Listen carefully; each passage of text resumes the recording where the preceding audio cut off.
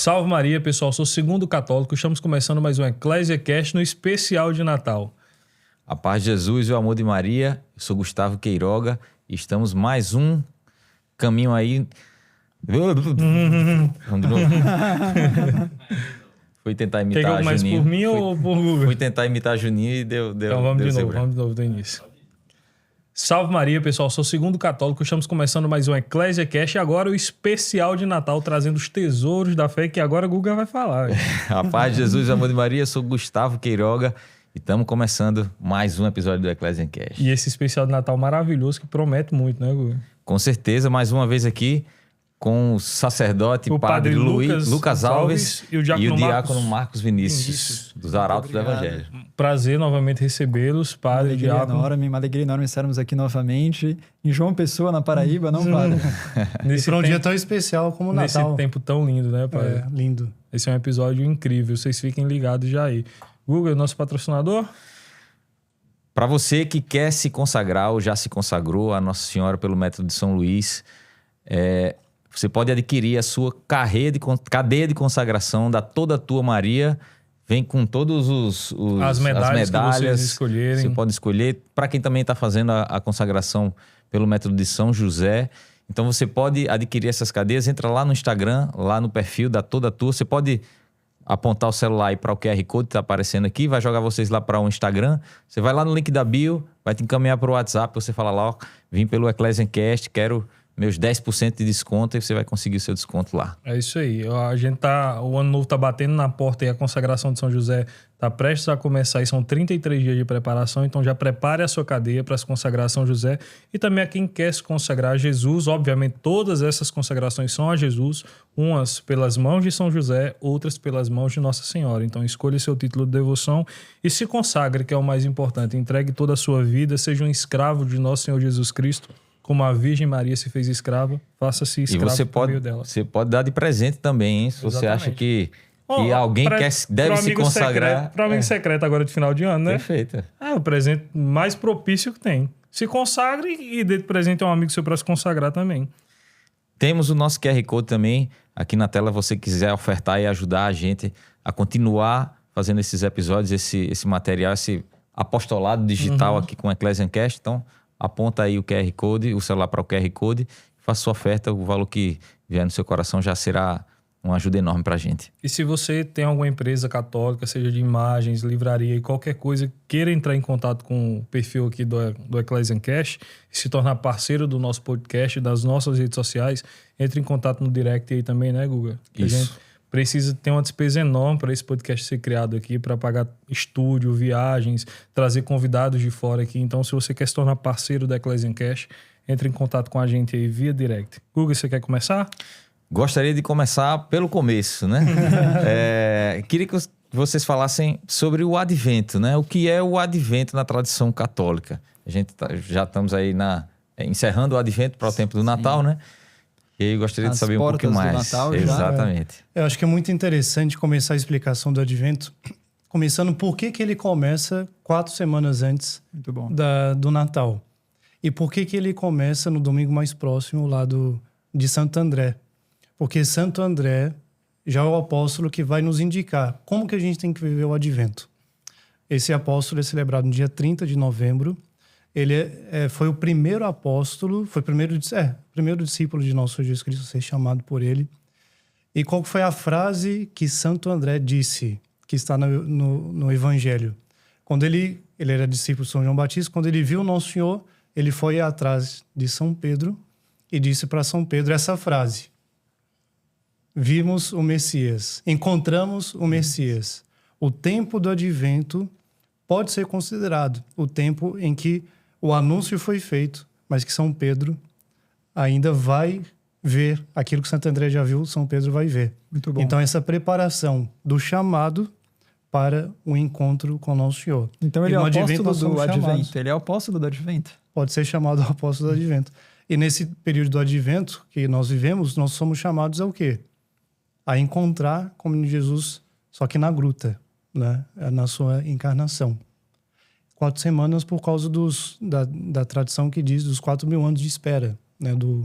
Da humanidade entre o pecado e a vinda da redenção de nosso Jesus Cristo, a nova criação, digamos assim.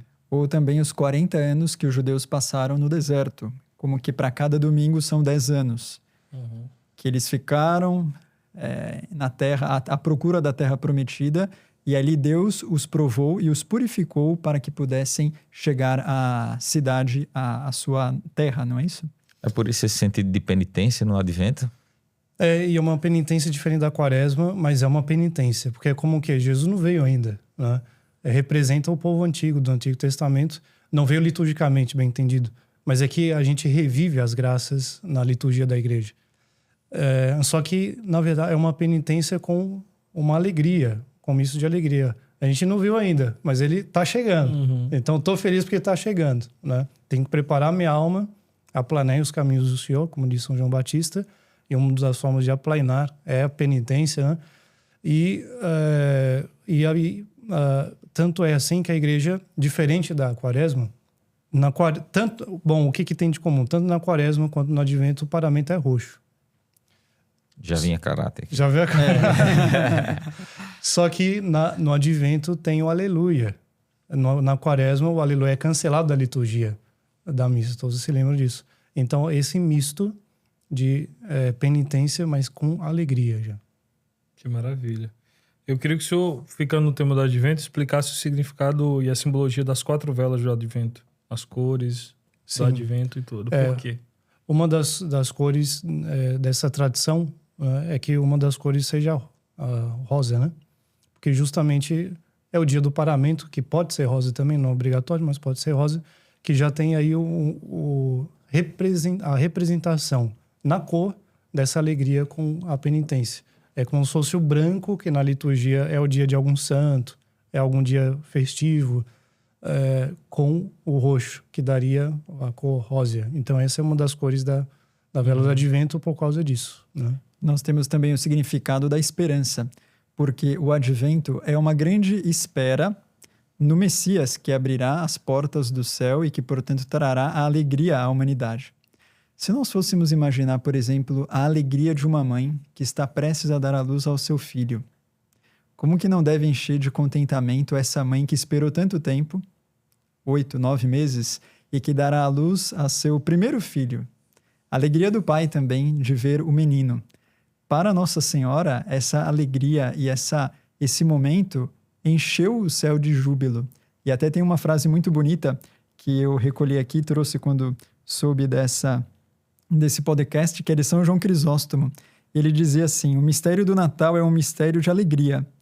É a alegria do céu que vem nos visitar, porque Deus quis chorar o choro dos homens, para que ele, em seus gemidos, possa viver a alegria celeste. Então, o menino Jesus que nasce e derrama ali suas lágrimas e o seu choro, mas esse choro foi para nos encher de alegria.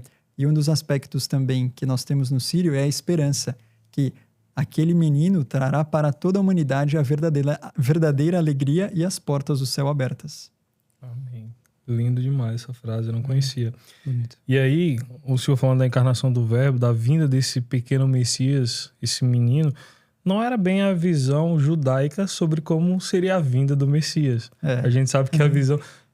Por isso que é um dos fatores de eles terem rejeitado o Cristo como Messias. Aí surge a pergunta: os judeus rejeitaram a Cristo, era o povo escolhido e tudo mais.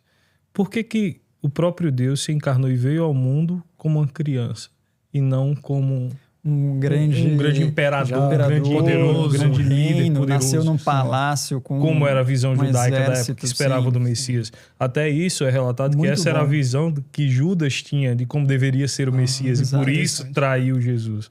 Se o senhor me permite, não é só a visão dessas pessoas que o senhor mencionou, pode ser a visão de um católico que, perante um sofrimento na sua vida, ele pensa que Jesus vai se manifestar com poder, glória, alegria, só que ele vem numa cruz. E ele vem pedindo um sacrifício. Jesus se apresenta muitas vezes no sofrimento, na dor, na espera. Como que ele se apresentou, por exemplo, a São José? São José passou por sofrimentos terríveis, nós vamos conversar aqui um pouco a respeito disso. Mas essa visão errada pode também interferir na vida de um católico, que está esperando um Deus, um Messias só da alegria, que que só dará presentes, mas que está esperando também o seu presente. Se o senhor pega a própria cruz, né? Os apóstolos já conheciam tanto a nosso Senhor Jesus Cristo, e ficaram escandalizados com a cruz. Exatamente. E olha que alguns deles participaram da transfiguração. Viram milagres grandiosos. Se escandalizaram como que, nossa, ele perdeu, né? Que é isso? De certo modo, com o nascimento de um Messias, assim, numa gruta ainda, né? De uma maneira, José e Maria ainda desejando ter para ele o melhor, o máximo que conseguiram foi naquele momento colocar numa manjedoura para escandalizar os poderosos, né?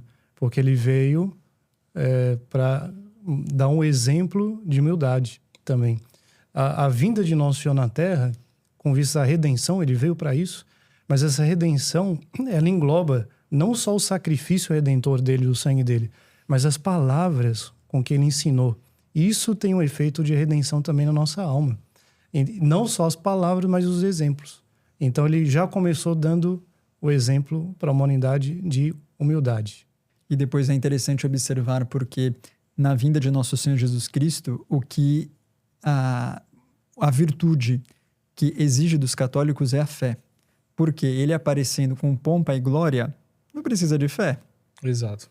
Já ali está a Constituição, se ele aparecesse dessa maneira. Agora, humilde, num presépio, sendo rejeitado.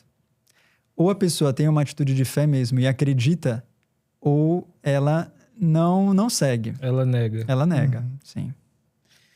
E também a questão veio da encarnação, a vinda que os judeus esperavam do Messias seria o que a gente espera hoje para a parousia de Cristo.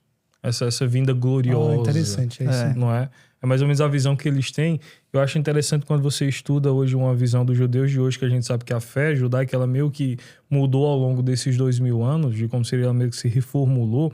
Hoje a visão judaica do que eles esperam da vinda do Messias parece muito com a visão católica que tem do anticristo, se assemelha muito, eu acho muito parecido.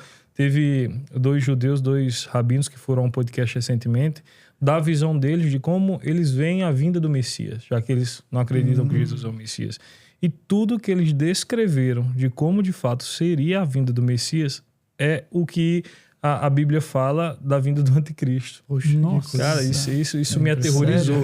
Isso me aterrorizou. Sim. Mas, Guga, vá para a pergunta que você queria. Eu já ia passar mais uma visão teológica do que seria a encarnação do verbo, né? Sim. Mais teológica. Isso.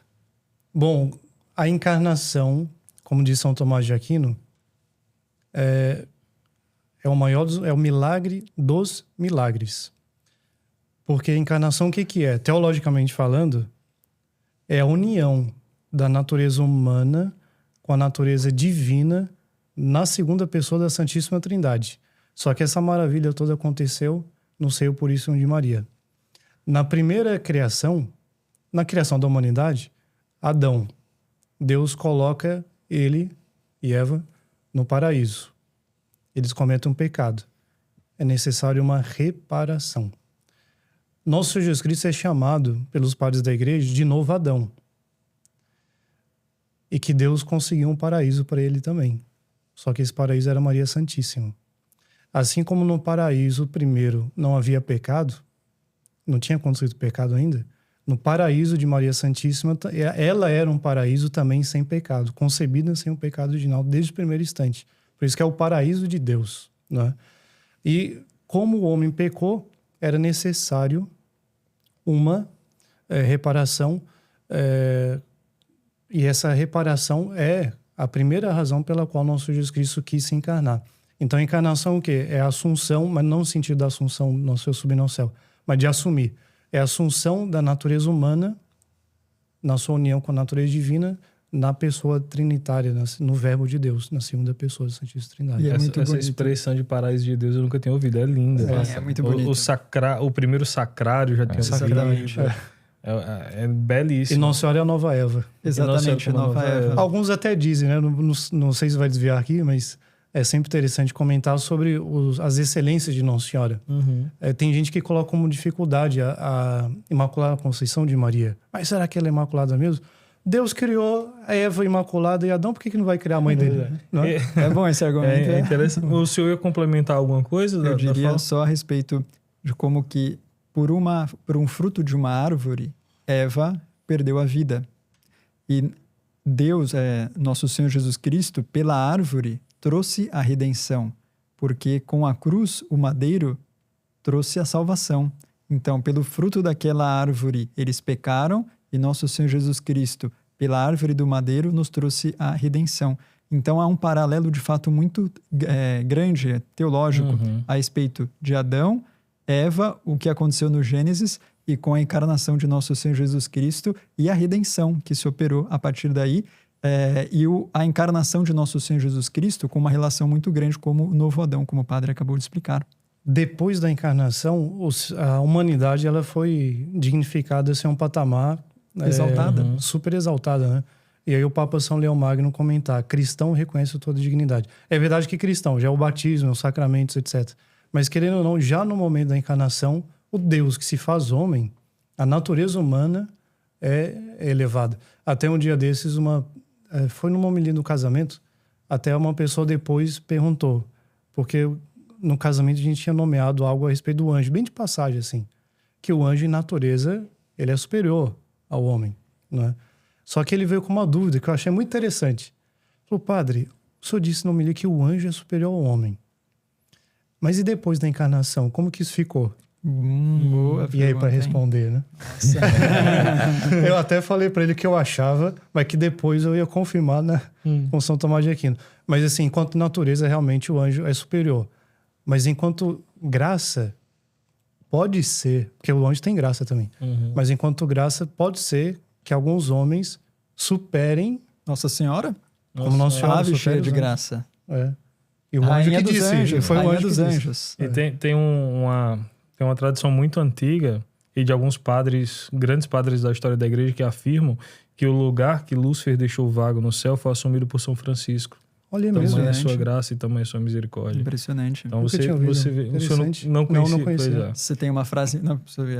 Pois é, tem essa aí de São Francisco. Tem outra, acho que essa é de Santa Teresa d'Ávila, que dizem que todos os anjos e todos os santos do céu se curvam diante de São José para saudá-lo no céu. Gloriosíssimo São José. Que missão, São José. São José é o maior de todos os homens, né? Sim. A ele foi dada uma missão que não foi dada a nenhum grande profeta do Antigo Testamento, nenhum dos pais da fé. Foi dada a São José. E numa José. humildade, assim, né? E numa humildade. O homem do silêncio. Silêncio, passaria Entra mudo e sai calado do evangelho, mas a missão dele... Mas é impressionante. Agora, nesse sentido, Santo Agostinho diz algo muito para nós refletirmos, porque estamos encerrando esse período do Advento, em breve já vamos comemorar o Natal, e Santo Agostinho dizia: reconhece, no sentido como dizia também São Leão Magno, mas Santo Agostinho dizia: reconhece, cristão, que Deus se tornou homem para que os homens se tornassem deuses. Ou seja, se nós refletirmos o que significa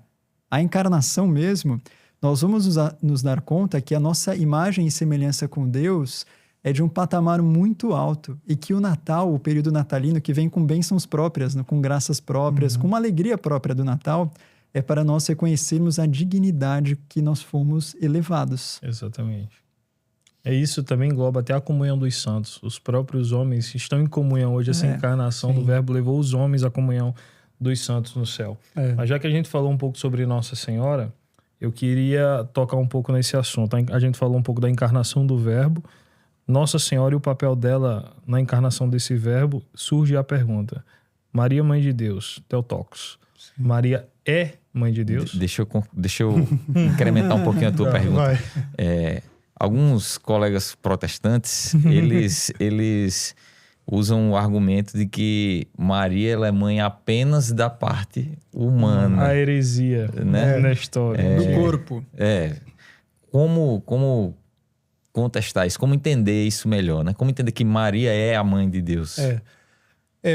Primeiro, é óbvio que ela não pode ser mãe de Deus enquanto na eternidade. Isso é meio óbvio. Mas por que a expressão é totalmente certa, totalmente ortodoxa, católica. E entender também, antes de tudo, que o título Theotokos, né, é devido a Cristo, é para Cristo, não para Maria. Exatamente. O dogma é sobre Cristo, Relacionado né? com Muito bom. ele. É. Porque quando alguém é mãe de alguém, é mãe da pessoa. Ela não é mãe da natureza da pessoa, é mãe daquela pessoa. E em nosso Jesus Cristo não existe pessoa humana, só existe pessoa divina. Então ela é mãe da pessoa e essa pessoa é Deus. Por isso Exato. que ela é mãe de Deus. O mesmo se aplica a quando a pergunta, a gente pode dizer que na cruz que Deus morreu, se Deus não morre, se Deus é imortal, é certo a gente dizer? É certo. Deus morreu segundo a sua natureza humana. Porque como ele não tem pessoa humana, a natureza humana existe na pessoa divina, no caso de Nosso Senhor. Exato. É o único ser Tem as que duas tem naturezas, que é a união exatamente, hipostática. união hipostática, que posse significa, quando tem razão, pessoa. Então, ela é mãe de Deus porque ela é mãe da pessoa. Se quiser a frase completa, ela é mãe de Deus segundo a humanidade de nosso Jesus Cristo, digamos. E mãe do fruto do seu ventre, puríssimo.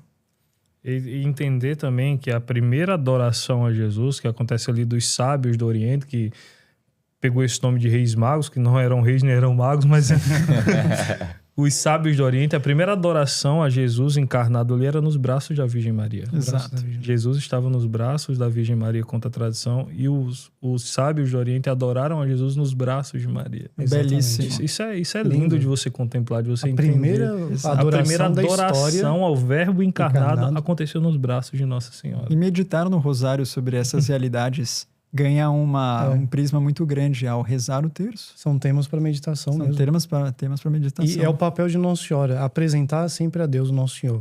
Ela nunca pega nenhuma honra para si.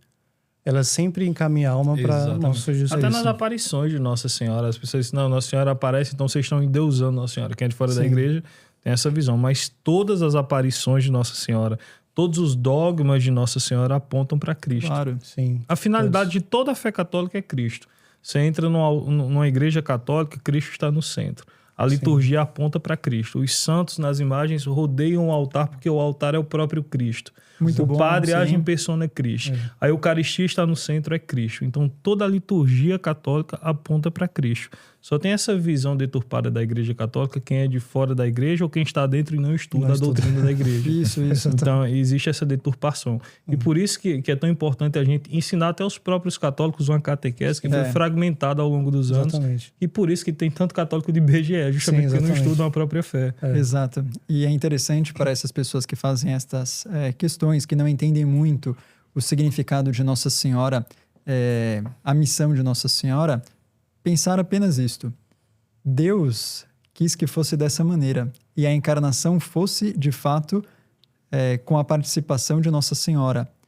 Se Deus quis dessa maneira, significa que Nossa Senhora, ela aponta para Deus como um caminho fácil e seguro para chegar até Ele. Nosso Senhor poderia vir do céu, assim, já com 30 anos, uma aparição, uma Como luz. os judeus queriam, né? Exatamente, chegando e aquela maravilha, aquela coisa assim. Mas Deus não quis assim, Ele quis de uma maneira humilde. Que nos convida a meditar que realmente os humildes é que encontram a Cristo. São aqueles que têm a facilidade de ver a ação de Nosso Senhor. E o papel de Nossa Senhora é um papel que aponta, como o senhor disse na liturgia. Ela não vai tomar o lugar dele, mas as vontades deles como se confundem. Porque o que Nossa Senhora quer, Deus quer. O primeiro milagre, por exemplo, nas bodas de Caná. O que Nossa Senhora queria, o seu divino filho fez. Exatamente. Interessante. Eu sempre falo aqui, tá ficando até um pouco repetitivo do milagre das bodas de Caná, porque o primeiro milagre público de Jesus tem um fator muito interessante que os protestantes não querem se atentar a isso, ou não sei se é por má vontade ou falta de conhecimento. Mas quando Nossa Senhora leva a preocupação da falta de vinho até Jesus, Jesus fala que não tem chegado a hora dele. Isso são palavras do próprio Cristo. Não chegou a minha hora. Mas Nossa Senhora foi lá e pediu. Aí ele diz, não, mas Nosso Senhor repreendeu Nossa Senhora. Não. Veja o que acontece. Nossa Senhora leva o pedido até Jesus, intercede. Jesus diz que não é chegada a hora dele. Mas ele realiza ou não o milagre? Claro. Pois é. Realiza. Exatamente. Por que ele realiza? Se ele fala que não chegou a sua hora. Ele realizou pelo pedido de Nossa Senhora. Então, E isso negar já o pedido refuta de uma tudo. mãe. Pois é. E É a mãe que o filho atende, né? Exatamente. O evangelista São João, ele é tão profundo na hora de narrar esse fato que ele começa, no início da narração, eles constatam um fato. A mãe de Jesus estava presente. Ali está tudo dito. Tá tudo dito. É. Exatamente. E poderiam ter levado essa súplica, essa necessidade até o próprio Cristo, mas foi Maria que levou. Por que ela foi levar? Por que os noivos ou os serviçais não foram lá e levaram até Jesus? Muito Sabendo bom. quem era. Se tinha discípulos ali com Jesus, tinha o próprio Cristo ali que boa parte das pessoas já sabiam quem era, não levaram até ele por quê? Pois é. E é o que o senhor disse. Se fosse repreensão, ele não teria feito. Não teria feito, não exatamente. tem Ele sentido. fala que não chegou sua hora e mesmo assim ele realiza devido ao E pedido de é Maria. lindo. Eu não sei, o senhor disse que já tratou muito disso. Não sei se esse... Por isso, é que o evangelho é tão rico. Sempre tem coisa Sim. que na hora que o senhor fala que a minha hora ainda não chegou, em São João, são 7, 8 vezes que ele fala da hora. E todas as vezes que ele fala da sua hora, está diretamente relacionado com a paixão e morte dele. E quando ele fala, nesse momento, nas bodas de Caná, ele estava querendo dizer o quê para Nossa Senhora? Que ainda não chegou o momento de iniciar o caminho da minha morte. Impressionante. Porque no momento em que eu fizer um milagre, esse milagre se tornar público, vão começar a perseguição e vou começar o percurso mesmo da morte. E aí Nossa Senhora, o que ela faz? Ela dá de novo o sim dela, né? Ao sim do filho dela que mais tarde iria morrer na cruz. Ou seja, antecipou o que Jesus já iria fazer inevitavelmente, mas ela antecipa o próprio sofrimento dela, porque ela sabia que a partir do momento que ele realizasse, o sofrimento dela também iniciaria com aquilo ali. A espada transpassaria o coração dela. Tem uma frase de São Luís Maria, acho que é de São Luís Maria Grande de Montfort, que ela fala: o que Jesus sofreu no corpo, Maria sofreu na alma. Nossa, que bonito. Muito bom. O bispo Fulton Sheen, ele dizia a respeito dessas bodas de Caná, que por que ia começar a perseguição a Jesus nesse momento? Ele dizia assim, o mal, ele pode suportar a mediocridade, mas o sumo bem não suporta. Então ia começar naquele instante. Impressionante. Agora, uma coisa que eu estava pensando agora aqui. Será que São José estava nesse casamento? Será que ele foi convidado? Será que ele acompanhou nossas... Porque isso não está no Evangelho? Se ele já tinha morrido, Será que ele já tinha morrido? Não se sabe. não sei. Possivelmente, talvez. Seja... Possivelmente. Mas é impressionante como que São José, ele esteve presente na encarnação, nos primeiros anos da encarnação, e foi um suporte à Nossa Senhora e o menino Jesus de uma maneira extraordinária, como exemplo de paternidade, como exemplo de pai.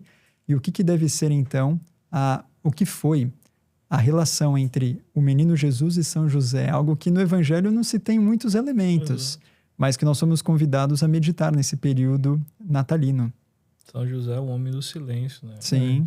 A São José foi dada uma missão que, como a gente conversava aqui fora do ar, não foi dada a nenhum outro grande pai da fé do Antigo Testamento. Eu acho, eu fico até um pouco triste e às vezes até revoltado que eu vejo as honras que os protestantes dão aos profetas do Antigo Testamento, que é lindo. Sim. Os profetas são santos. Claro. Eles não sabem, os profetas do Antigo Testamento são santos da Igreja Católica também. A gente reconhece todos eles.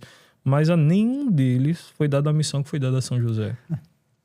E Isso é eles não impressionante, falam de São José. Nossa Senhora, não existe criatura em toda a escritura, em toda a história do cristianismo, uma criatura como Nossa Senhora. E eles dão honra a Davi, a Abraão, a Isaac, a Elias, a todos os profetas. Você percebe que é uma fé judaizante, é uma fé judaica, não é uma fé cristã. Resumindo, tudo que o católico faz, eles têm horror. Eles têm horror, exatamente. Porque na saudação do anjo, o anjo chega e saúda Nossa Senhora com o Keharitomene, né? Sim. Plenitude da graça. E isso é belíssimo, porque se estudarem, saberão que essa saudação não existe na Bíblia, que tanto eles dizem amar, para outra pessoa que não seja Nossa Senhora. Exato. Unicamente para a Virgem Maria o Keharitomene é dito. E é dito para ela antes da encarnação do Verbo. Para vocês perceberem. Interessante esse detalhe. Quando o anjo fala que Keharitomene, plenitude da graça, aquela que superabundou a graça, é dito a ela antes de Jesus se encarnar em seu ventre. Então, Maria já era plenificada da graça de Deus, ou seja, onde não pode haver pecado, antes de Jesus se encarnar em seu ventre. Preparada para isso. foi preparado. Exatamente. Esse paraíso foi preparado para o nosso Senhor habitar. Exatamente. Por isso não tem como existir a mácula do pecado. Isso é belíssimo. É Quanto belíssimo. mais a gente se aprofunda nos mistérios da encarnação de Nossa Senhora, mais a gente se apaixona e se aproxima de Cristo. Exatamente. Isso é lindo. Nesse sentido também das prefiguras de Nossa Senhora, porque, como o senhor bem dizia, há uma grande consideração dos profetas, enfim, todos aqueles que são do Antigo Testamento. E nós temos, por exemplo, a figura de Rebeca. Rebeca é uma prefigura de Nossa Senhora, mas enquanto prefigura, porque o que Nossa Senhora faz em pegar a Jacó, que somos nós, na consagração São Luís diz isso, e reveste então com o manto das virtudes, que no caso de Rebeca era com as roupas e também com a pele de carneiro para ficar com o modo como era Esaú. E Rebeca colocava o aroma em Jacó, Nossa Senhora coloca o aroma das virtudes. Então nós vemos como que é impressionante que Nossa Senhora supera todas as prefiguras que foram do Antigo Testamento. Então, se há de fato uma veneração a estas santas mulheres da parte dos protestantes, como o senhor disse, por que não a Nossa Senhora? Pois é. Ela que Exato. sobrepassa? Pois é, as mulheres virtuosas do Antigo Testamento, né? Todas prefiguram a Nossa Senhora. Sim. Né? O que Judite, essas Esther. mulheres diriam se vissem Nossa Senhora pessoalmente? Pois é. Será que... Imagina só, né? Imagina só. E os protestantes, infelizmente, rejeitam tanto. Eles dizem que não, mas a gente sabe que sim, né? Porque falam de todos, menos dela. Guga, pode continuar. Eu queria voltar um pouquinho para São José, né? Pode ir. Eu vou pegar mais água Eu queria aqui. que os senhores falassem um pouquinho sobre a importância de São José na salvação, né? Sim. O papel dele, primeiro, para pegar aquilo que está na Sagrada Escritura, né? Se Nossa Senhora aparecesse com o menino Jesus, aparecesse grávida com o menino Jesus, teria um papel primeiro, ficaria muito estranho, sobretudo o povo judeu naquela época. E também Deus, ele precisava de um protetor mesmo, tanto para Nossa Senhora quanto para São José, aqui nessa terra. E uma das... Até volta aquele primeiro tema, Nosso Senhor ter se feito criança mesmo, porque ele queria também mostrar o valor da família. Pai, mãe e filho. Porque realmente ele poderia... Ainda que fosse muito humilde, mas ele poderia aparecer aí mesmo, do nada. Mas ele quis ter um pai, quis ter uma mãe. E, então, até para mostrar a importância da família, até nisso, São José, ele tem essa participação e essa missão. Ele realmente não é uma coisa simbólica, algo só espiritual também. Ele realmente teve um papel de proteção, tanto com Nossa Senhora quanto com o menino Jesus. Ele tinha que trabalhar também. O menino Jesus era homem também, homem por inteiro. Então ele sentia a fome, ele sentia a sede, ele tinha a necessidade de viver como um homem. Então São José tinha que ser aquele provedor mesmo da família. E como que ele sofreu para isso? O que é começar a vida de um Deus que se faz homem, já começar a vida como eles começaram, tendo que fugir para o Egito, uma vida completamente nova no Egito. Quanto tempo ele passou lá, a Sagrada Escritura não diz. Alguns estudos estimam 7 anos. Não é pouca coisa. Exato. Tá? E ele ter lá que conseguir a casa, conseguir o material para recomeçar o seu trabalho, os seus clientes, para ter aquilo que sustentar. E ele, enquanto chefe da Sagrada Família, ele que teve que tomar essa decisão, porque foi, se não me trai a memória, o anjo dizendo para ele, toma o menino e a mãe e fuja para o Egito. Ou seja, ele teve que tomar uma iniciativa muito séria. O que devia ser uma viagem naquela época? Uma coisa terrível, uma situação... muitos perigos, perseguição, fome, poderiam ficar perdidos ali, e ele que teve que tomar essa iniciativa, ou seja, ele tomou a dianteira de um verdadeiro pai para proteger a sua família. Isso não é pouco, já fica como um primeiro sinal do verdadeiro pai, que diante de uma dificuldade, uma missão que ele precisa executar, ele toma e confia na palavra de Deus. Então São José tem essa característica de ser um exemplo de pai. Que homem na história da humanidade pode dizer que teve na Terra o lugar de Deus Pai? Isso é lindo. São José, E grandioso. grandioso. E quem pode chamar o próprio Deus de meu filho? Nossa Exato. Senhora. É, E o que é ser casado com o esposo do Espírito Santo? Pois é. Filho de Deus Pai, mãe de Deus Filho. É muita graça. Somente São José e Nossa É. Senhora podem olhar para o próprio Deus e dizer, meu filho. Meu filho. é. É verdade. Mas quantas provas, hein? Ele Pois passou. São José foi o maior homem da Bíblia? Tem aquela discussão, porque o Nosso Senhor fala que não houve ninguém maior que João Batista, mas ser de mulher. Na minha opinião, eu não sei se eu estou errado, mas se eu conhecer algo, que eu diga. Mas eu já ensinei isso, inclusive, em homilia. Na minha opinião, São José é tão fora de comparação que quando o Nosso Senhor diz isso, ele nem está colocando em casa São José. Não sei se eu ia dizer alguma coisa, Não, de repente então, só leu algo. Não, eu ia falar da explicação desse. Não existe nenhum homem nascido de mulher maior do que João Batista em relação aos profetas. Essa expressão especificamente em relação aos profetas, ou seja, nascido de mulher não existe ninguém maior do que João Batista. Mas não tem uma continuação do Evangelho que dizia assim: nenhum homem é maior que João Batista. João Batista. Entretanto, o menor no reino dos Os céus é maior do que ele. é maior do que ele. São José já tinha falecido. Já tinha falecido. Isso é interessante. Nunca Então, tinha pensado nisso. possivelmente, já tem uma interessante. resposta aí dizendo que São João Batista é muito grande. Mas São José... Porque Passou, a São José foi dada uma missão, como eu disse, não foi dada a mais ninguém da história da humanidade, não só da Bíblia, mas da gente. Claro. E essa passagem que você citou é muito linda também, porque fala da grandiosidade de São João Batista, né? Sim. E foi aquele que saltou de alegria no ventre de Santa Isabel, né? A mesma alegria que Davi teve diante da Arca da Aliança, que é outra prefiguração para Nossa Senhora, como a nova Arca da Aliança, né? E veio por intermédio dela, né? Mais uma vez, é ela que trouxe... E o reconhecimento de Santa Isabel de Maria, Mãe de Deus, né? Que honra tem de vir a mim, a mãe do meu Senhor. Sim. Quem é o Senhor de Santa Isabel? É o próprio Deus. E a Vera reconheceu Maria como Mãe de Deus ali. E São João Batista é o apóstolo do Advento também. O apóstolo do Advento, verdade. Que pregava a penitência, que é o momento penitencial para estarmos com a nossa alma santa para a chegada do Messias. Exatamente. Isso é maravilhoso. Pode continuar. Você está em São José aí, eu tô gostando do tema. O que a gente poderia aprender com essa obediência silenciosa de São José, principalmente nesse período do Natal? Para aplicar Muito no bom, nosso Boa dia a pergunta. dia. Olha, me parece que é muito aplicável a todos, mas sobretudo a vida familiar. Porque eu não sei quem comentava isso, se eu lembrar quem é o autor desse pensamento. Será que tem só um, né? Que na ordem da graça tinha uma estrutura Sagrada Família. Na ordem natural é exatamente o inverso. Na ordem natural, quem que é o maior? São José. Quem que é o menor? Jesus, porque é filho. Na ordem natural, né? Humana. E Nossa Senhora no meio. Agora, na ordem sobrenatural, o menor de todos é o maior, porque ele é Deus, nosso Senhor Jesus Cristo. Nossa Senhora, porque é cheia de graça, concebeu esse pecado original. E por último, São José. Entretanto, Nossa Senhora obedecia a São José, era submissa a São José, e a Sagrada Escritura deixa isso claro, por exemplo, na ida para o Egito, né? Porque o anjo aparece em sonho para São José. E Nossa Senhora vai inteiramente submissa. Sim, submissa. Aquela que seria a rainha dos anjos se submete a São José. E nosso Senhor Jesus Cristo, como diz a própria Sagrada Escritura, em tudo era obediente, né, aos seus pais. Então, lição de obediência, lição de humildade, lição de harmonia.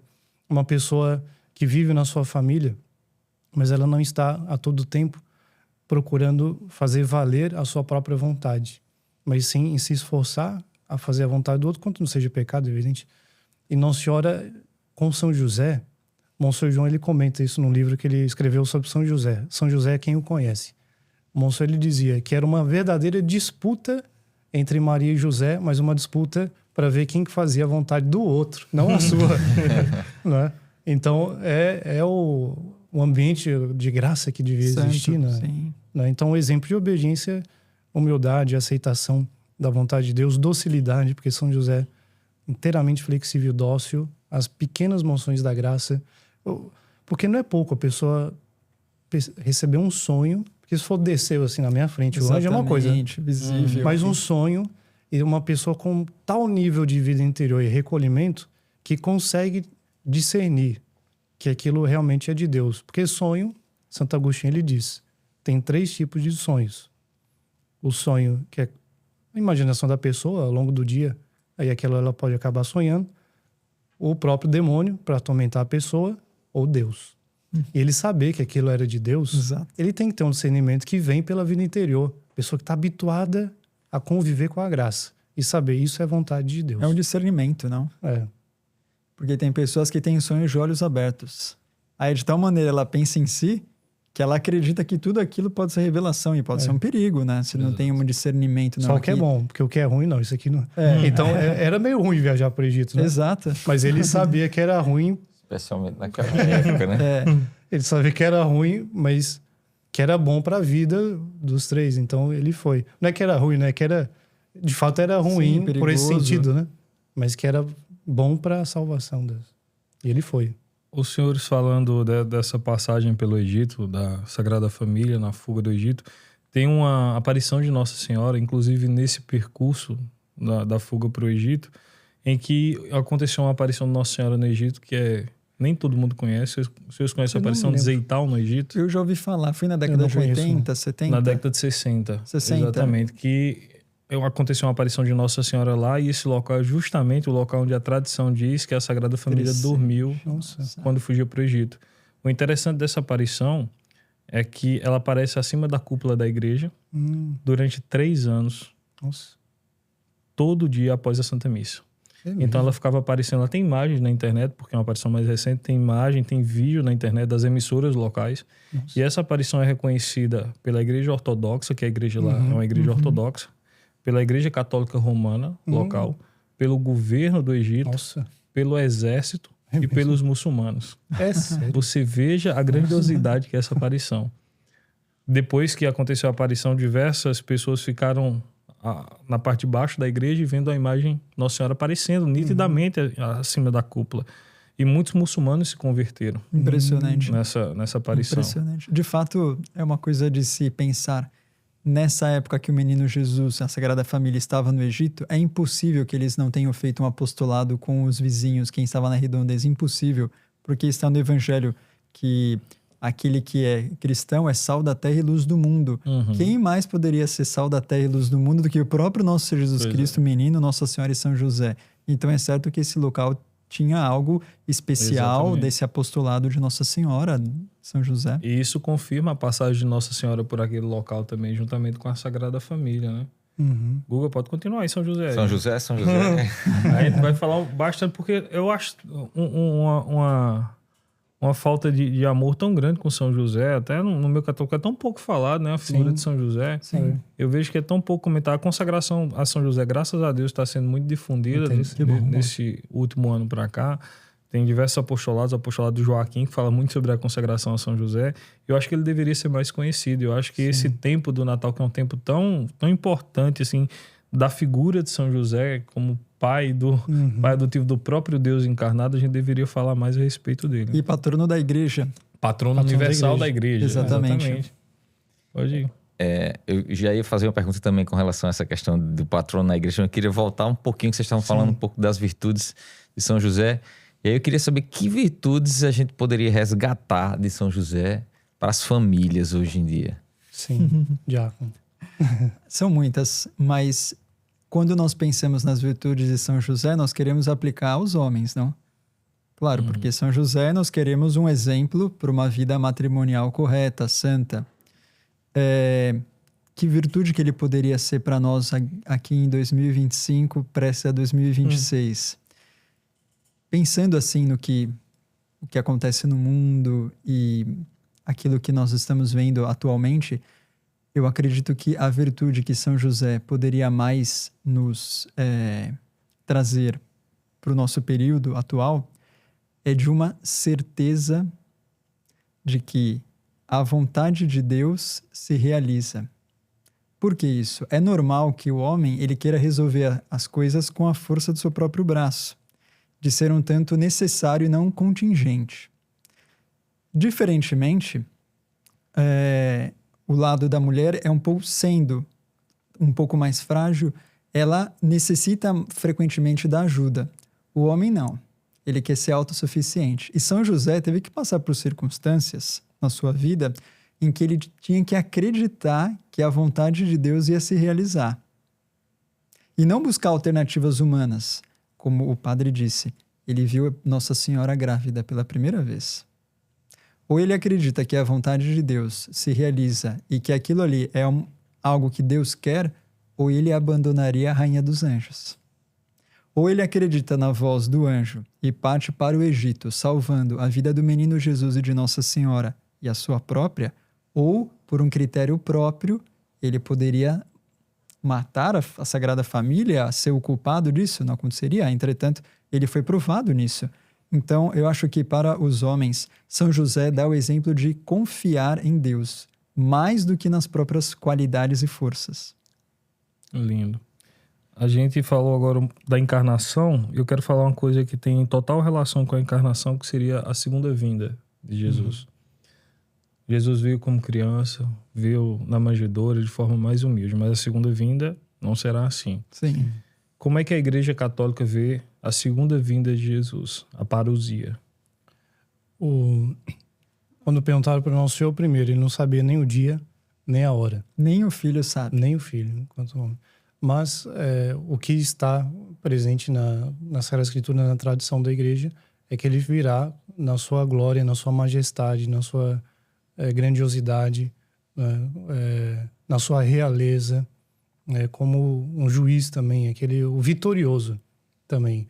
É como o fim da história, tendo dado, apesar no meio da história ter tanta bagunça, mas que no fim a providência divina vencendo, Deus vencendo e vindo como aquele que vai julgar o céu, a terra, o mundo todo, os homens, e como vitorioso, como aquele que triunfou. Porque Deus não pode perder, né? Então, como aquele que realmente ganhou a sua graça, a redenção, ganhou. Ou seja, salvou e é o rei de tudo mesmo. Vai ter todas as coisas, vão ter dado toda a glória a Deus no fim da sua vinda. Não sei se o quer... Não, acho que é exatamente isso. E depois está no Apocalipse que Nosso Senhor virá com uma espada, não? Que da sua língua, esse trecho, não tenho recordado agora, mas que ele virá com uma espada. No fundo, é a divisão que Nosso Senhor traz. Em que sentido? Aqueles que seguiram, foram humildes, aceitaram a nosso Jesus Cristo, e aqueles que rejeitaram. Então, a vinda dele, diferente do nascimento em Belém, é uma vinda para... Também é interessante pensar nisso. Congratular, premiar aqueles que souberam sofrer e aceitá-lo no seu lado humilde. Então, aqueles que aceitaram, que acreditaram, os homens que confiaram em Deus, esses sim vão ser premiados. E aqueles que quiseram resolver com as próprias forças, ficaram pelo caminho, não serão julgados. Sabe que a história da igreja é o corpo místico de nosso Jesus Cristo. E ela, como diz São Paulo, nós precisamos completar na nossa carne aquilo que falta do sofrimento de Jesus, enquanto membros do corpo místico, porque Jesus já sofreu tudo que dava para sofrer.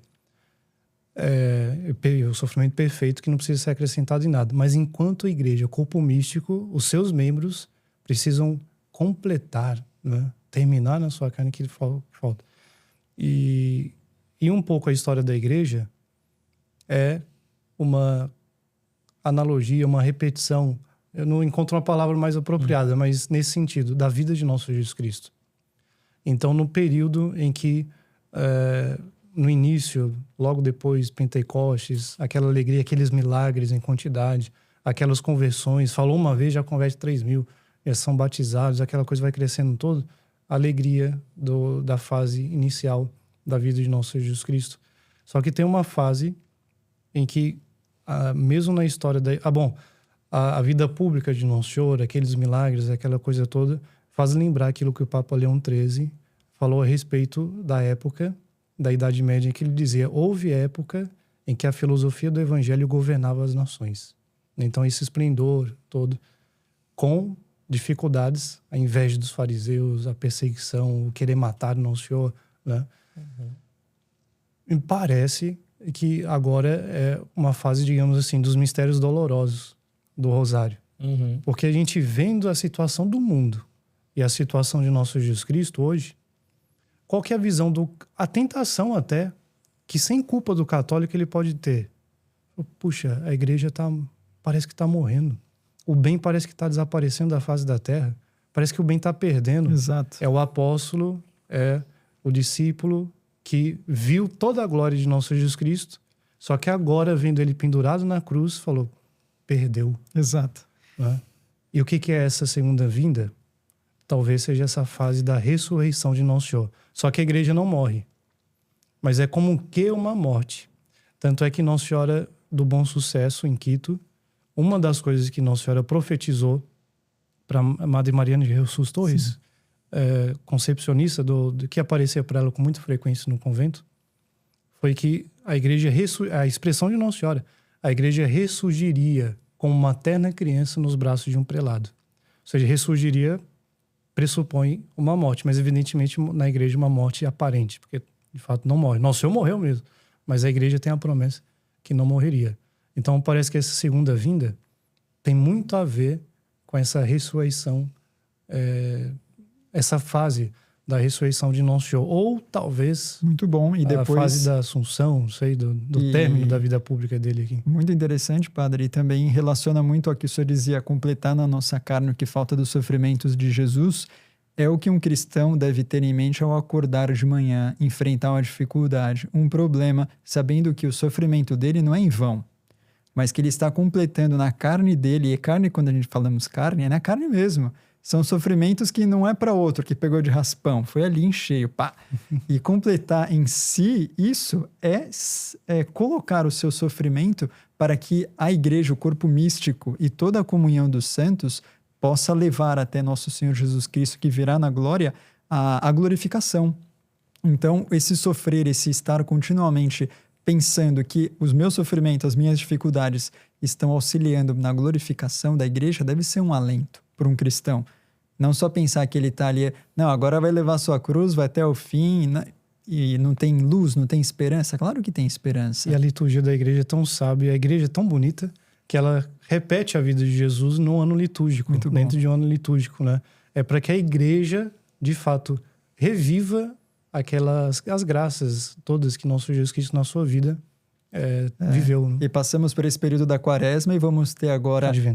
Do Advento, me desculpe, do Advento, e vamos ter agora a oitava de Natal, ou seja, para que essa alegria possa ser também festejada e vivida por todos os católicos. E apesar do Natal não ser o tempo mais importante, porque é a Páscoa, né, é a ressurreição de Nosso Senhor, só que eu acho que isso é meio comum, não sei o que os senhores dirão, mas eu acho que enquanto intensidade de graça é muito mais palpável o Natal. Então tem uma alegria. Tem uma alegria, tem uma alegria a mais. Exatamente. Com a vinda do Messias. A questão que os senhores falaram a respeito do sofrimento de Cristo, de contemplar, do ano litúrgico que a igreja oferece para entendermos a vida de Cristo, casa muito com a questão do rosário. Sim. Quem é de fora da igreja não entende o porquê que a gente reza o rosário, nem sabe de fato o que é um rosário, só vê repetições para quem é de fora. Por que a igreja católica reza o rosário? Por que tanta Ave Maria? Sim. Então eu queria que os senhores explicassem, e até propício para isso nessa época de Natal, por que a igreja reza o rosário? O rosário é a meditação da vida de Jesus visto pelos olhos de Maria. E quando a gente repete as Ave Marias, durante aquela dezena, aí cada um, alguns fazem antes de cada Ave Maria, alguns fazem até durante mesmo a Ave Maria, mas contempla-se uma dezena, uma parte da vida de nosso Jesus Cristo. Inclusive quem pega a meditação, o rosário meditado de São Luís, Maria de Montfort, é interessante porque ele faz uma citação de uma frase, um pensamento dele mesmo, antes de cada Ave Maria. E é interessante porque ele vai abarcando a Sagrada Escritura inteira mesmo. Então, por exemplo, do nascimento da anunciação de Nosso Senhor até a visitação, que é o segundo mistério, né? Ele vai passando tudo que aconteceu. Ele não fica só no nascimento. Ele pega o nascimento, medita a visita dos sábios, né? Enfim, e a pessoa é livre também, o percurso até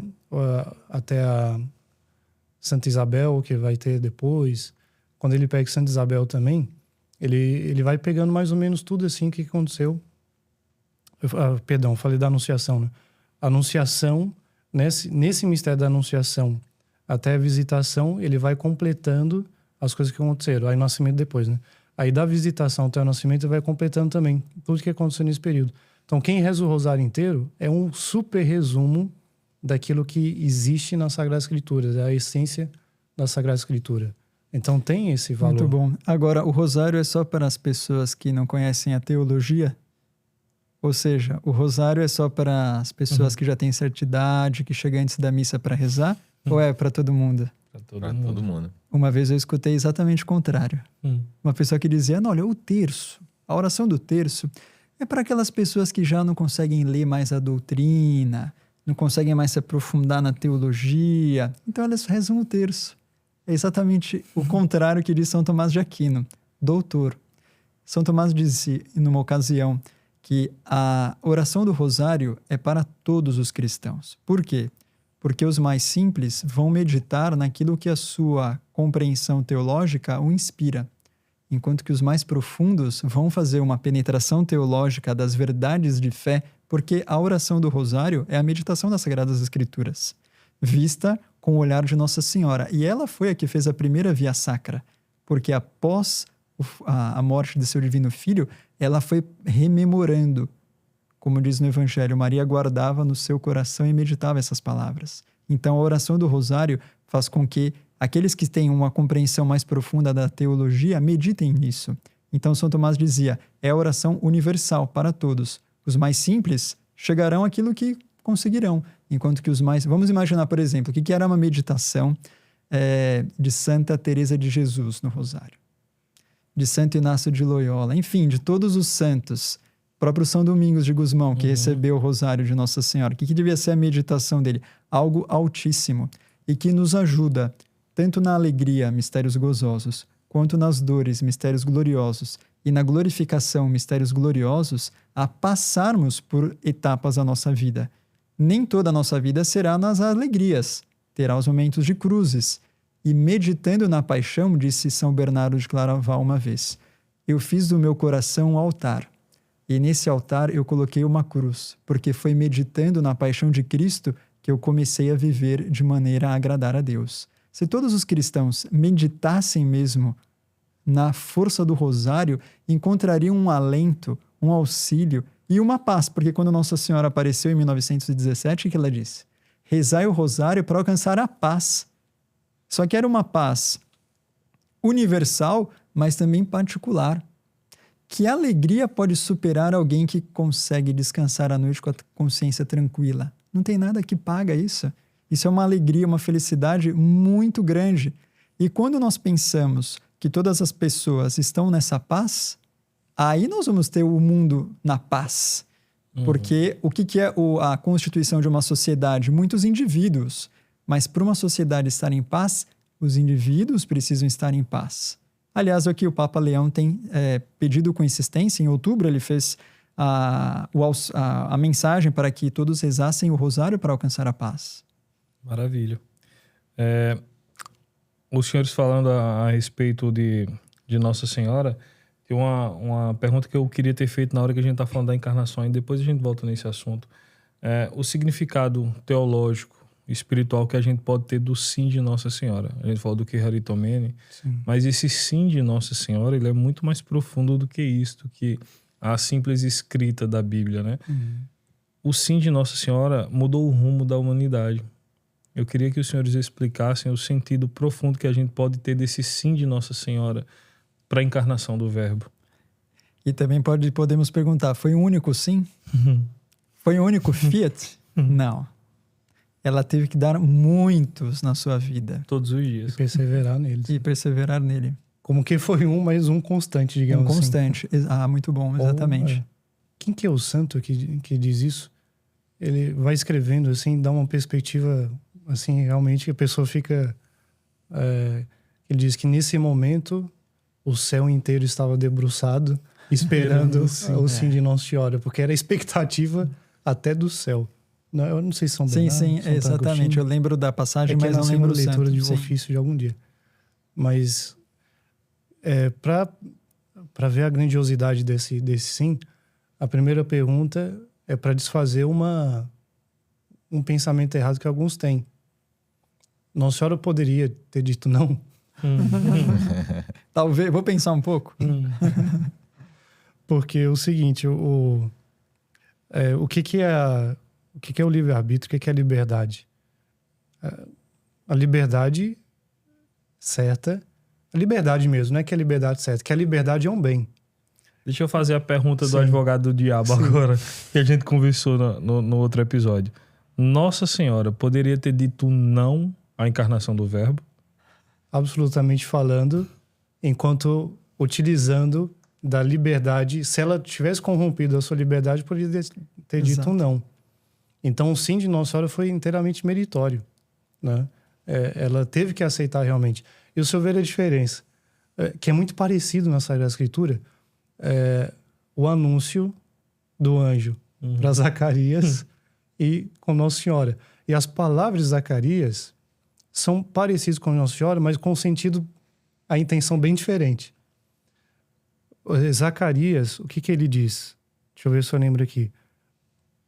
Como poderei ter certeza disso? Exatamente. Como poderei ter certeza Já depois Nossa Senhora, que São já Gabriel Nossa, anuncia? já Nossa Senhora não. É como acontecerá isso. É parecido, mas essencialmente diferente. Ou seja, Nossa Senhora já tinha dado o sim dela desde o início. Só como ela tinha feito uma promessa a Deus, ela apenas queria saber o que Deus queria dela a respeito dessa promessa que foi feita a ele. Né?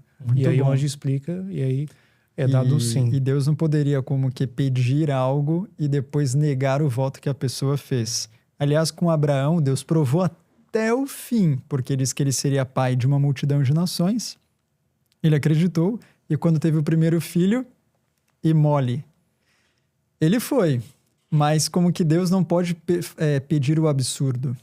E no caso de Nossa Senhora, ela não estava duvidando da vontade de Deus, mas o modo.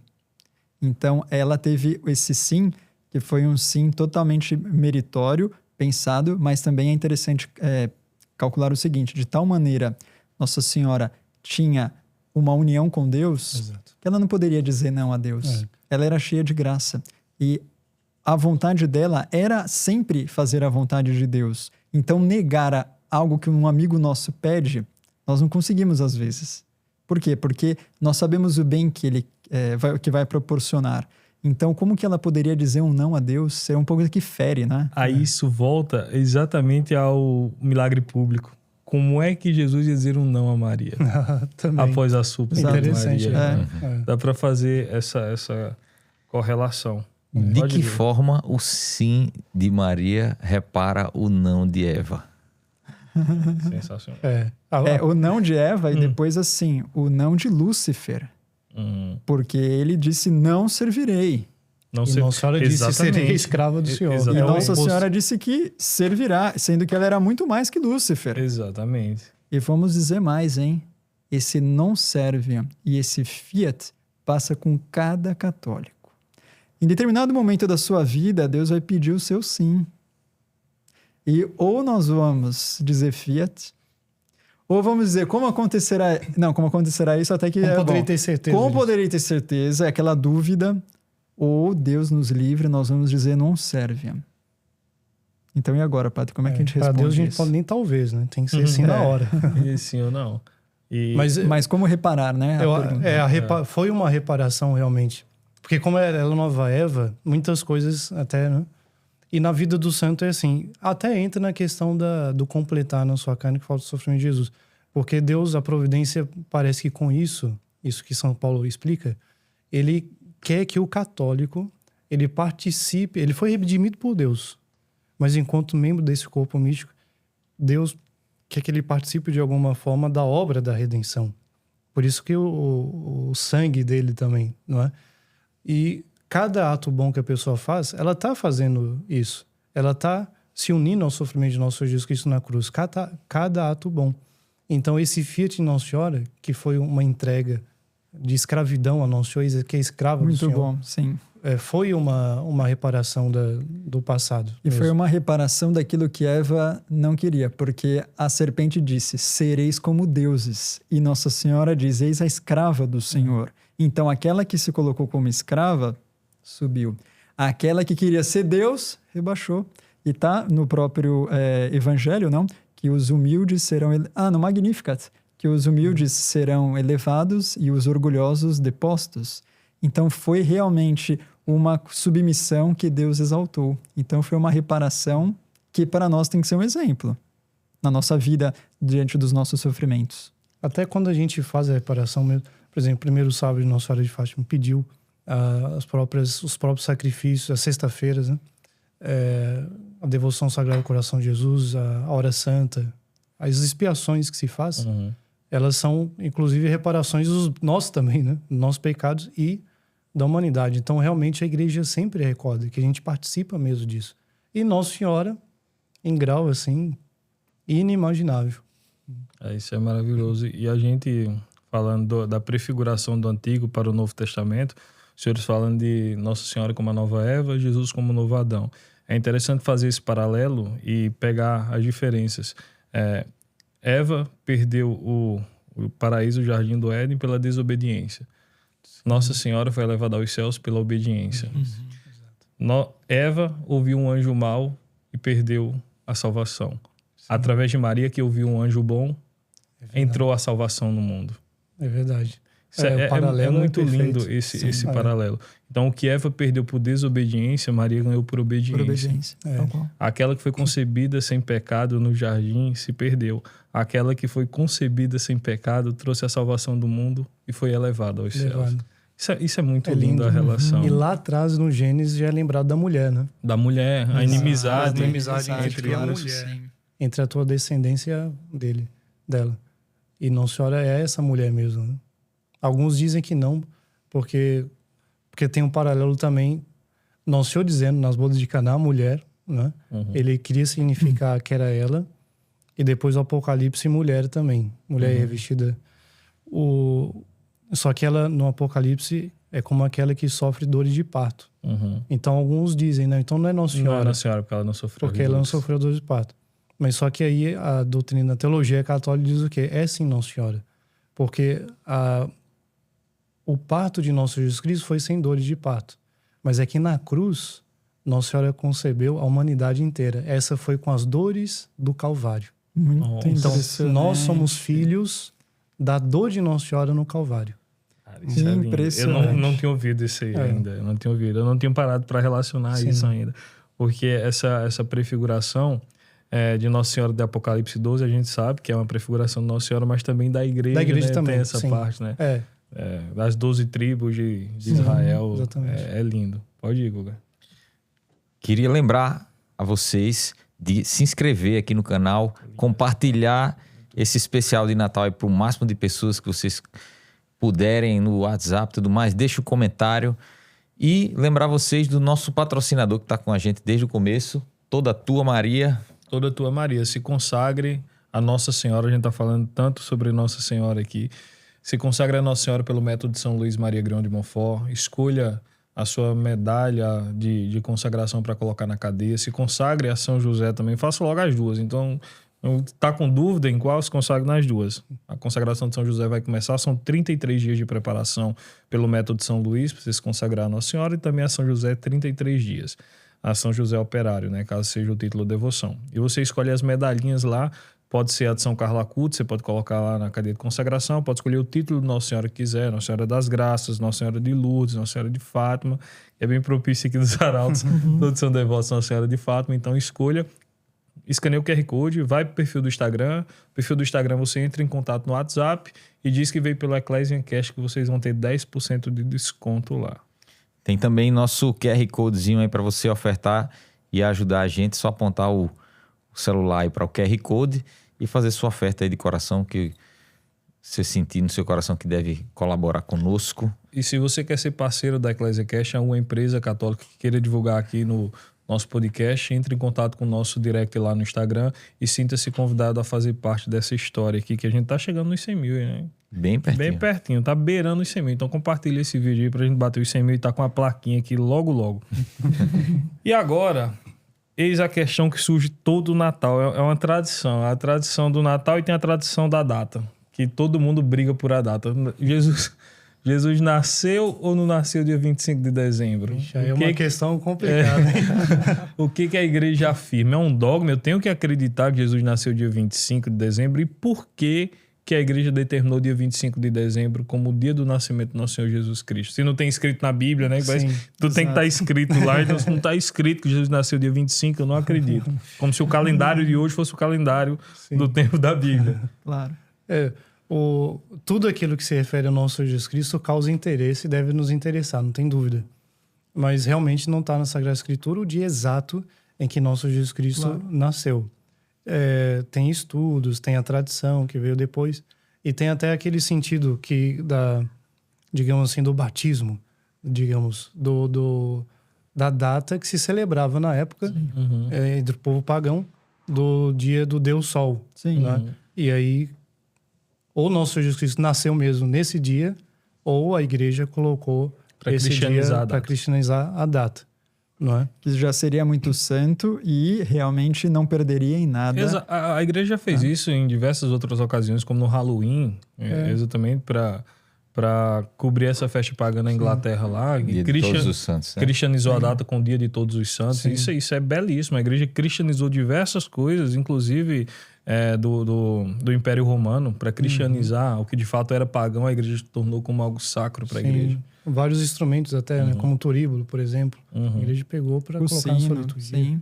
Sino, e a data do 25 de dezembro a gente atribui muito ao nascimento de São João Batista, né? Que fazem esse paralelo e dá justamente em dezembro. Sim. Agora, a data que seja dia 25 não vai mudar nada. A nossa fé vai ser a mesma. A nossa fé vai ser a mesma. Jesus se encarnou, ele nasceu provavelmente no mês de dezembro.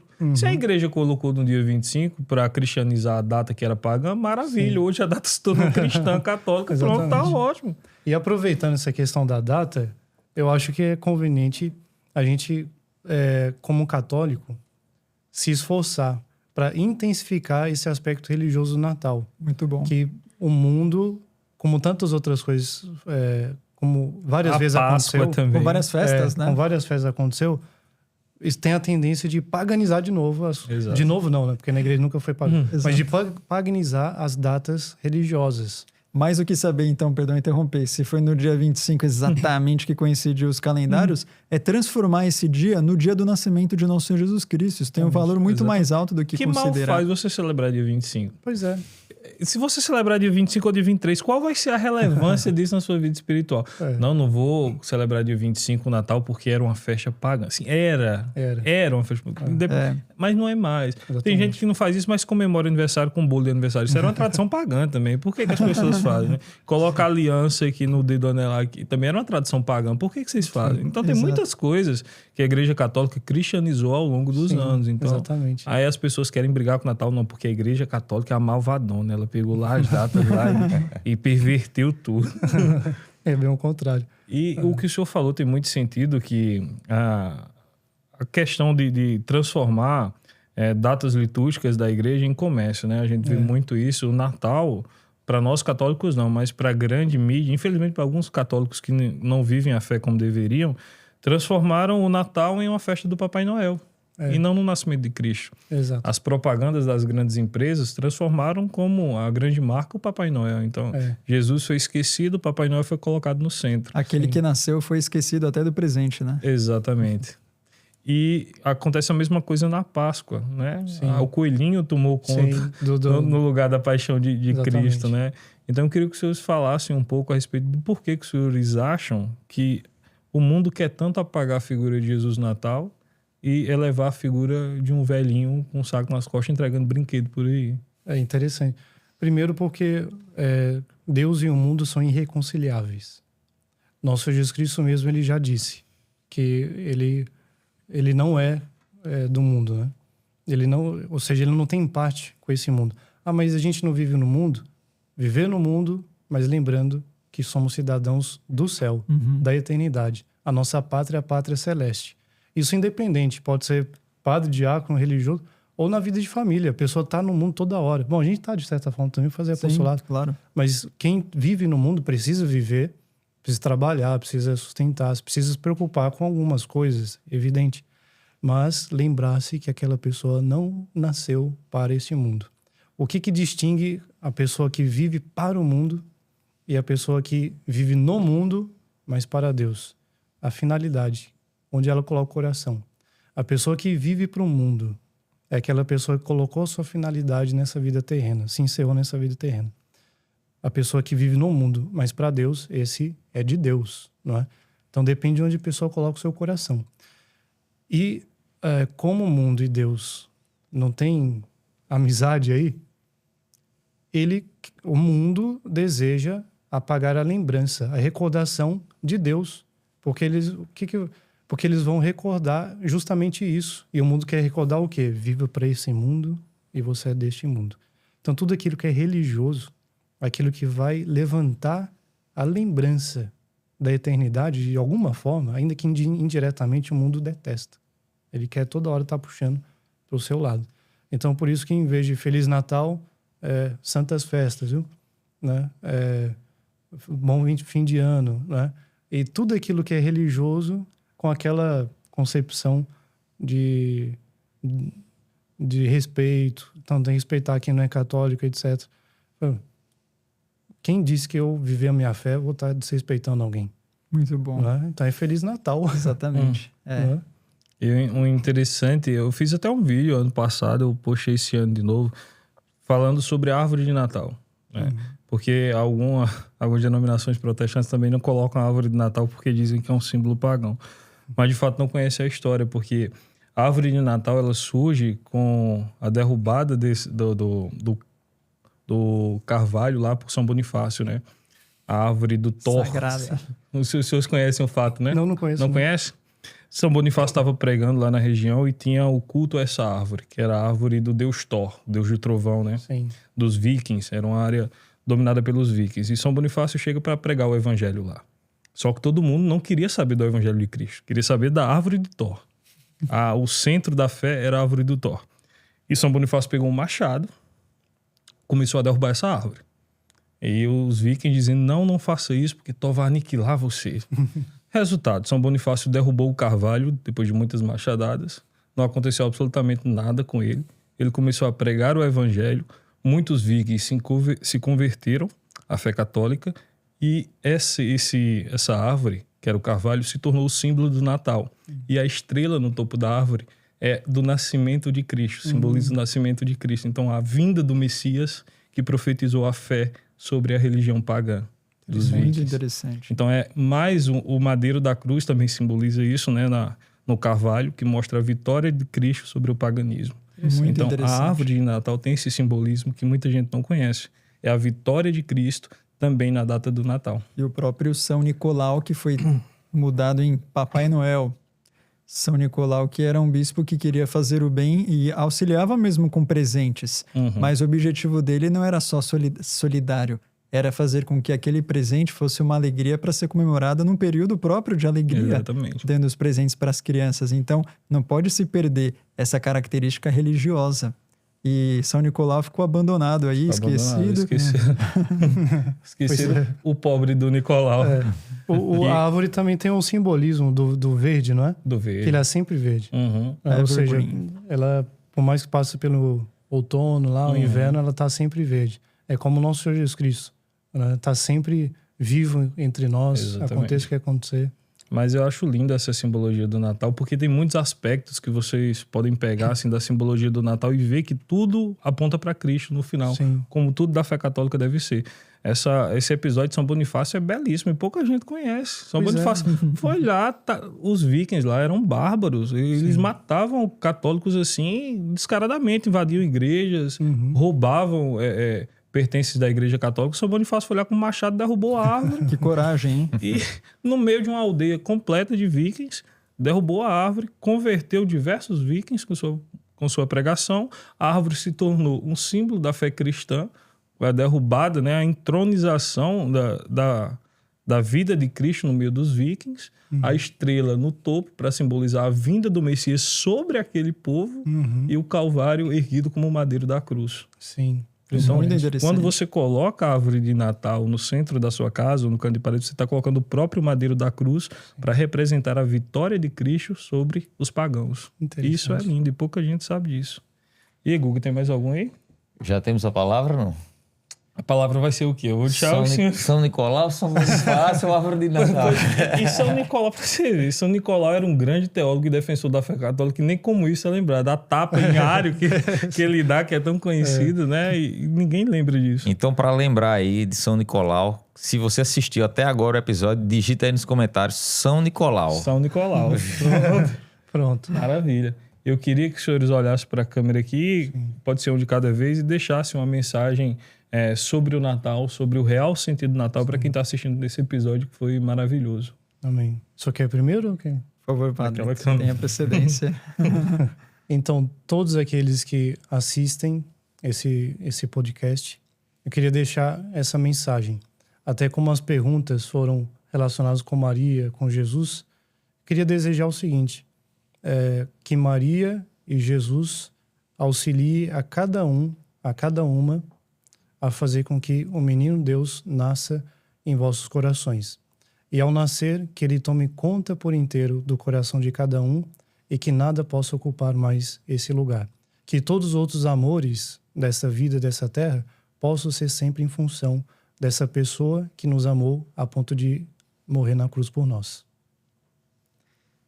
Eu desejo a todos aqueles que assistem ao Ecclesiam Cast, podcast católico, qual que é a segunda frase? Onde a fé se encontra com o conhecimento. Onde a fé se encontra com o conhecimento, que esse conhecimento que obtivemos aqui ao conversar essas verdades de fé possam alimentar a sua alma de tal maneira que você tenha a missão de ser um católico, de trazer mais pessoas à fé da igreja, porque nunca a igreja precisou de missionários de verdade tanto quanto hoje. Nunca a igreja precisou de pessoas que dessem o seu testemunho de fé. E se você recebeu essa mensagem de Natal, agora que está prestes a ser comemorado o Natal em família, que você possa ser esse missionário de fé que possa trazer à igreja, a Santa Madre Igreja, mais um fiel, mais um católico. O nosso fundador, ele gostava de dar uma imagem muito bonita. Ele dizia que ele imaginava um presépio onde estivesse o menino Jesus no centro e um presépio com todos os personagens da história, os bons de um lado e os maus do outro. E ele dizia, o menino Jesus, que foi pedra de escândalo, dividindo esses dois exércitos. Nós podemos parar e refletir um pouco, e é essa aqui a mensagem que eu quero colocar também de reflexão. Aonde nós estamos nesse presépio? Será que nós estamos mais perto da manjedoura a servir ao menino Jesus, ou somos aquele personagem que está meio como ovelha perdida, desgarrada e longe? Se nós estivermos nessa circunstância, nessa situação, temos confiança que nós temos uma mãe, e que Maria Santíssima está disposta a nos trazer, mas para isso nós temos que ter o nosso coração humilde.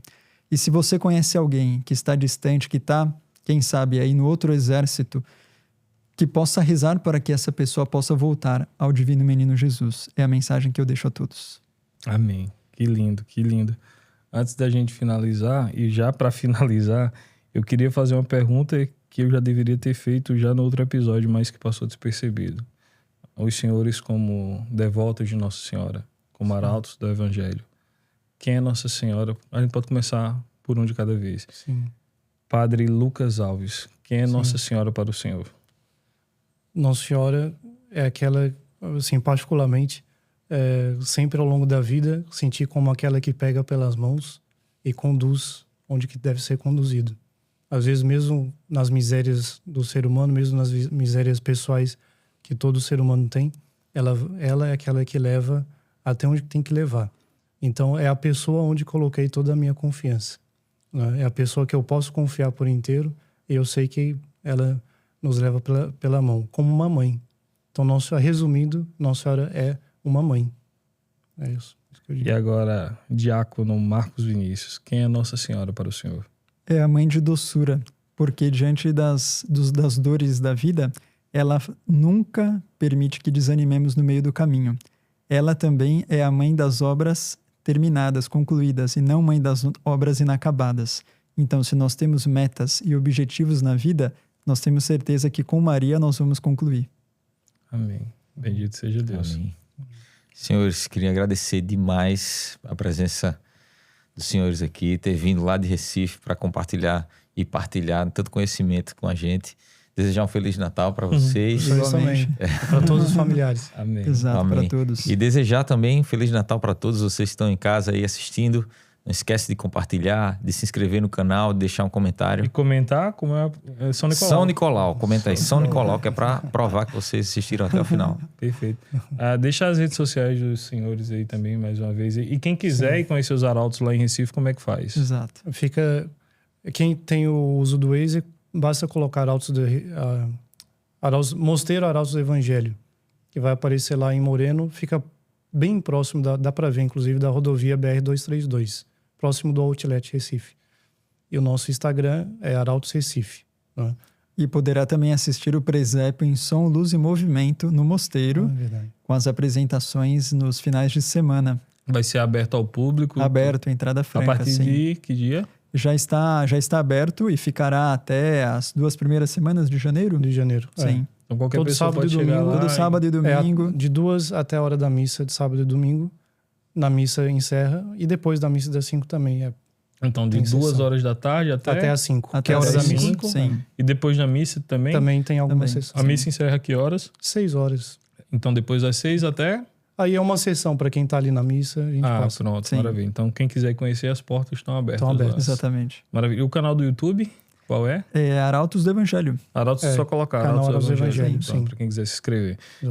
Então, Padre Lucas, Diácono Marcos, foi um prazer Uma recebê-los alegria novamente. enorme. nossa. Feliz Natal. Feliz Natal, um próspero Obrigado. ano novo, Amém. repleto de bênçãos na vida dos senhores. Amém. E que muitas provações surjam para santificar cada vez mais a Amém. vida de cada um de vocês. Amém. O podcast aqui está sempre de portas abertas para os arautos do Evangelho. Quando quiserem Obrigado. Muito aparecer, obrigado. sintam-se convidados para a gente fazer mais episódios aqui sobre Ótimo. outros temas aqui que a gente já conversou Será e uma alegria. pretendo que a gente grave mais vezes aqui. Claro que Amém. Tuga, meu irmão. Prazer mais uma vez. Feliz Natal. Um ano, né, de Um podcast, ano de podcast. aqui. Parabéns. Segundo especial do Natal. Pessoal, se inscrevam no canal para quem está assistindo ainda não é inscrito. Compartilhe com mais pessoas, porque esse episódio foi simplesmente incrível, como foi o primeiro também com os arautos aqui. Quem não assistiu ainda, procure aqui no canal. Assistam lá o primeiro episódio. Se inscrevam no canal dos Arautos do Evangelho. Sigam eles nas redes sociais. E a gente se encontra semana que vem. Um santo Natal para cada um de vocês que assistiu o episódio até aqui. Comentem abaixo. São Nicolau. Que Deus os abençoe. Salve Maria. Esse é o Ecclesiancast, o podcast onde a fé se encontra com conhecimento. Feliz Natal e até a semana que vem. Até semana que vem, pessoal. Deus abençoe.